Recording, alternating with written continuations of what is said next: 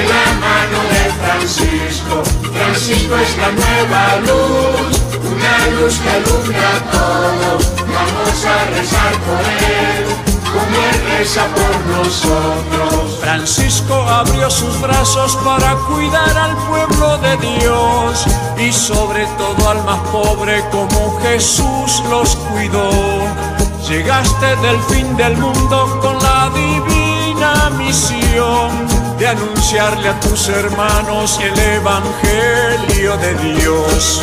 Está brillando una luz en el camino para llegar a Jesús de la mano de Francisco. Francisco es la nueva luz, una luz que alumbra todo.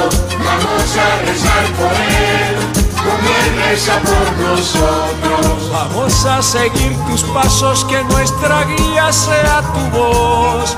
Queremos ir de tu mano, ir al encuentro de Dios. El mundo está celebrando porque encendiste una nueva luz, porque siembras tu palabra de amor igual que Jesús. Está brillando una luz en el camino para llegar a Jesús de la mano de Francisco. Francisco es la nueva luz.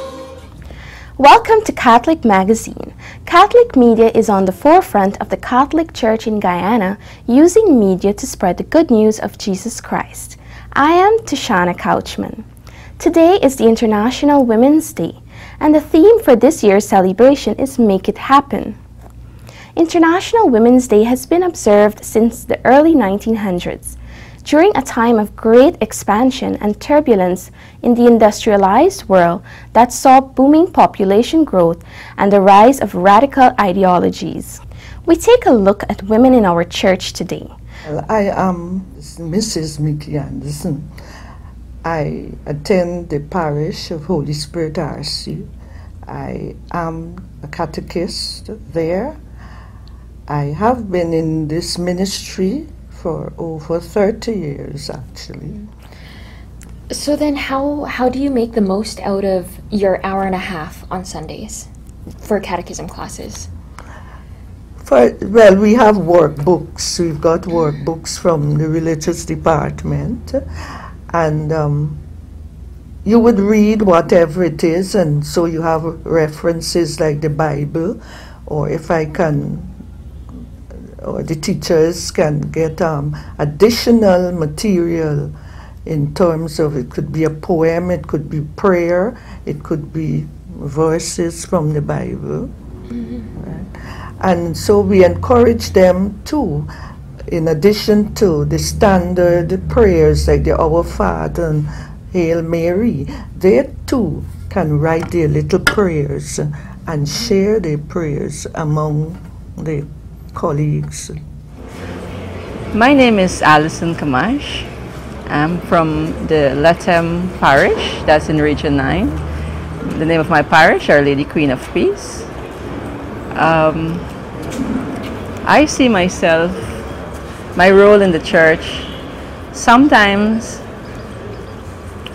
as a difficult one, a challenging one, but a good one. I feel that I'm able to meet with my congregation. I'm the parish lay assistant there, and I'm also in charge of the Latem Parish. And I feel that I can really get to motivate my congregation. Okay, the painting is actually called In Tandem, and the idea behind In Tandem is I'm looking at bringing together references to Hinduism and references to Christianity. There are repeated references to the triune of Christianity and the triune of Hinduism. But on another level, it's also a reference to the individual fighting to overcome struggles and sort of find a place of peace. The painting is in Tandem 1, and it's part of a series of 3 paintings that I've done thus far. And the idea behind this particular one I'm looking at the unioning of souls. And I've made reference to Hinduism as well as to Christianity, because at the core of both those religions is about living at peace with oneself, living at peace with others, living a harmonious existence. And so they have very universal types of messages to them. So I've deliberately made references to Hinduism and Christianity as a way of speaking about their similarities rather than their differences. As a consequence, in showing the painting, I've shown the painting with diyas and candles, and I think we as Guyanese all understand the significance of the diyas and the candles. But taking the references to religion, taking that aside, putting that aside, I'm also making reference to the individual and the struggles the individual has to go through in order to transcend their more earthly existence, the more earthly reality, that existence that is fraught with problems, and reaching to their higher selves. As Philip Moore, our famous Guyanese artist Philip Moore, used to say, we are ancient souls in modern bodies, but I think a part of that is what they teach in Christianity about us all being made in the image and likeness of God. And so I'm making reference to that, trying to say that we need to overcome these obstacles. More than 1 million women and men attended the International Women's Day rallies, campaigning for women's right to work, vote, be trained, to hold public office, and end discrimination. I'm Shelly Rodriguez, all the way from Karasabay. My parish name is St. Teresa Roman Catholic Church. And my role in the church is, presently I'm the chairperson of that parish. I find it difficult that sometimes they would not listen, they would not think, but presently I'm having youths trying to help along others. I'm trying to get more people involved, especially those who are out of church. My name is Anna Correa. That's my artist name. Bevon is my artist. I've been with the women artists from 1995 to present. I'm presently the vice president. I've served as president, vice president, secretary. I started with ceramics taught by Stephanie, my mother, in 1988. And then I moved on to pen and ink drawings, watercolors, textiles, as well as cards that I've done from my pen and ink drawings. And for this exhibition I did some handmade cards made with eucalyptus bark, seeds, shells, feathers, etc. The two hangings that you see here I've done with brown cotton and burlap, and I decided to do something pertaining to my Amerindian heritage. The one on my right is called the Amerindian Way of Life. And as you can see, you'll see the medicine man with his rattle working over his bowl. One of the pots represented from the potters, the plant that is used for the staple diet, which is the cassava plant, as well as the other two plants here. You'll see the edo and the potato. This is one of the dancers that they usually put on when they're doing their parishary dance. Various organizations also identify their own International Women's Day theme, specific to their local context and interests, to mark this special day. My name is Abiola McLennan.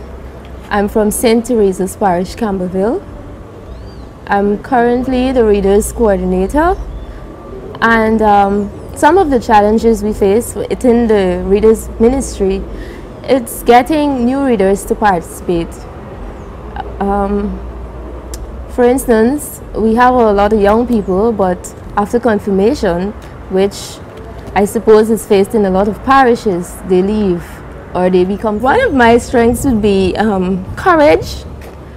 There are times when I'm nervous, and I always challenge myself, because I believe that self-confidence is very important to every person in whatever area you function, and that's the beginning. That's the only way we can grow. On my left, YY men.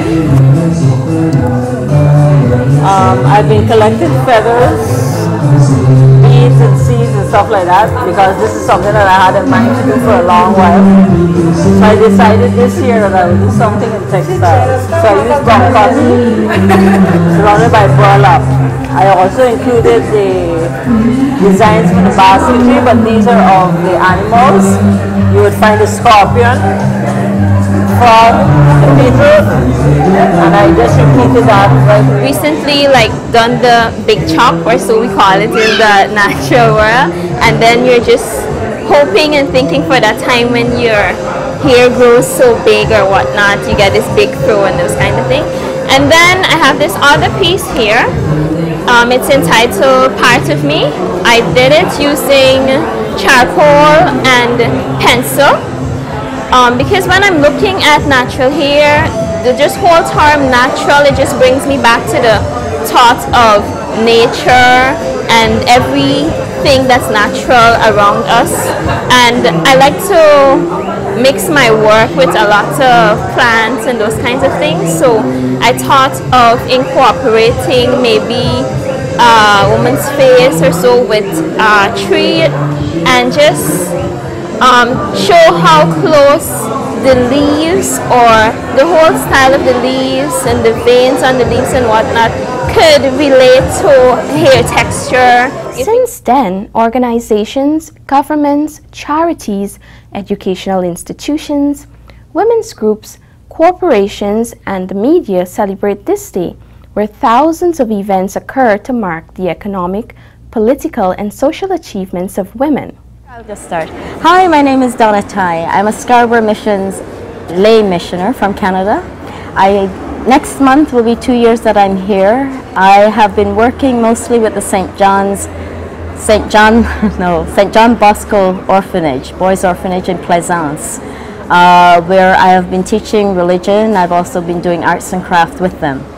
I also go and visit the sick and the elderly at Mercy Hospital, the residents, and I also go and visit the residents at the Palms.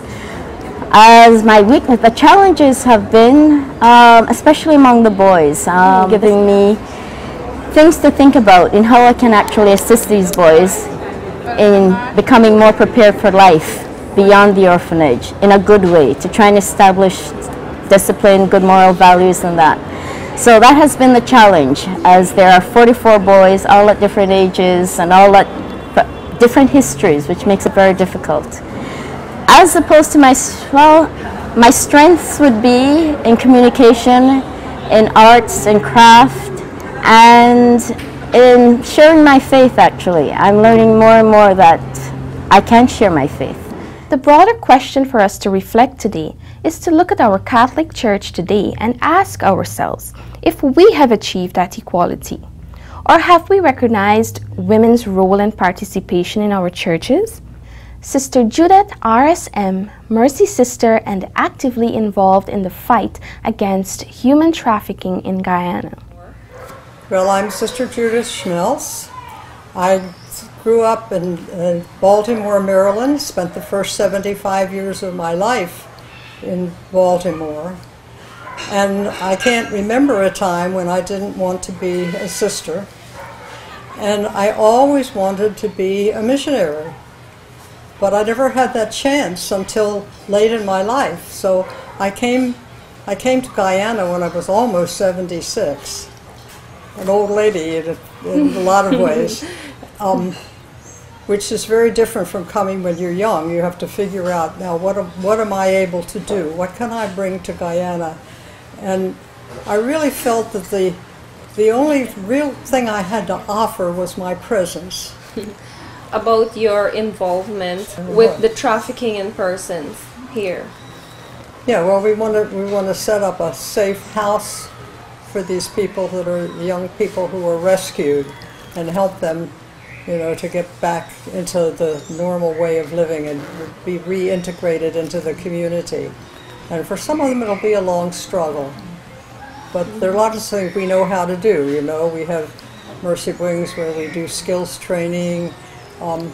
the Sisters of Mercy run a lot of missions here in Guyana, so we have the experience, I think, to bring to help the Guyana Women Miners Organization to operate a really successful program.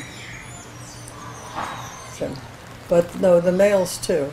A lot of it has to do with poverty, you know, and a lot of them come from the interior, although they come from all over, and they go thinking they're going to get a job that will enable them to make money to help their families, and they find out very quickly that that's not the story at all, and they're more or less slaves, sex slaves. They can't get out. And that wasn't what they thought they were going for. And so one of the things, you know, there's a limit to how much we can do, but I think there's a great deal that we can still do. But one of the things would be to educate, try to educate young people to prevent them from being trapped like that. Help them to understand when these things are offered them that they aren't always what they think they're going to be. But you know, if you're desperately poor, you reach out when there's an opportunity, and first thing you know, it didn't turn out the way you thought it would. So it's a worldwide problem. Women are agents of social change in our society. If it is so, why are we still not able to confront and challenge those who perpetuate violence against women and children? How do we all work together to achieve respect, love, and equality for our women in Guyana? Sister Marie Harper, OSU, Ursuline Sister and Principal of Marian Academy.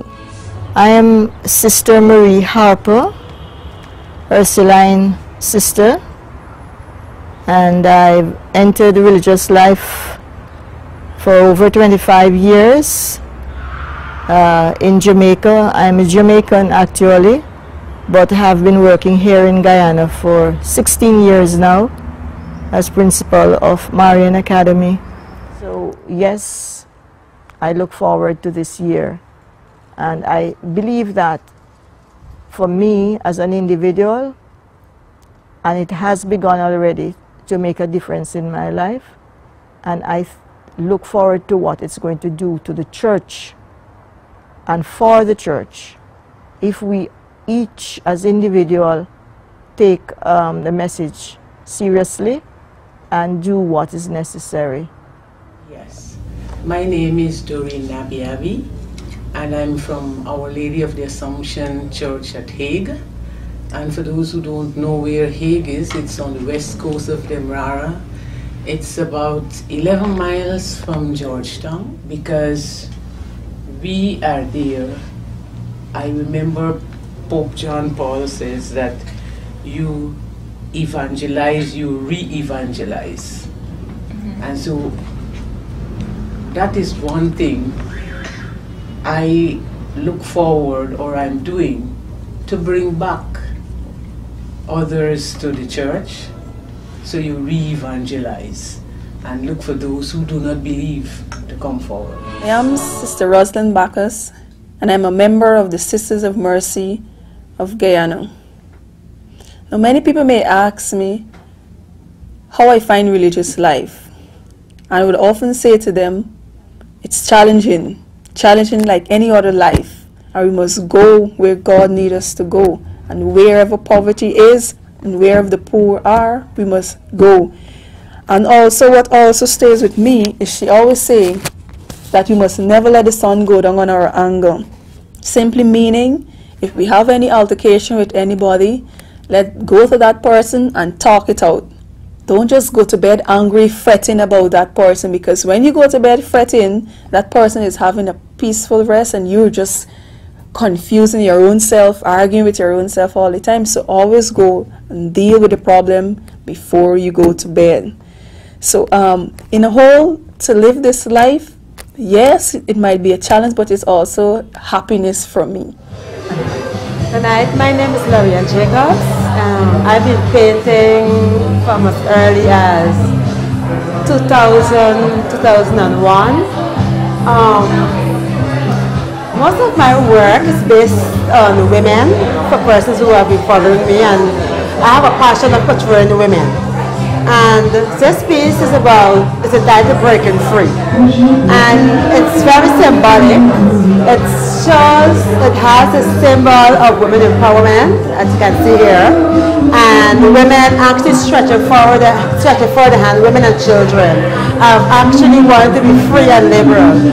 And also here we have the symbol of the eagle, which also is a symbol of breaking free. And I personally feel that women want an opportunity to be free, although we are, yes, working and so on. People are still confining us in the home and reminding us on a regular basis that our general place is in the home. But women are really looking for that opportunity where we can actually make choices and do not restrict ourselves to particular areas and be free. So actually, this is my expression of breaking free. My name is Carol Alexis Fraser. I graduated from the Burroughs School of Art in 2007. And this masterpiece should have been my final work at the Burroughs School of Art. But unfortunately, I was unable to display it as it is right now. But after 7 years, I've completed it. It consists of all the mediums I've studied at Burroughs School of Art. Ceramics, sculpture, leather, textile construction, painting, drawing, and graphic.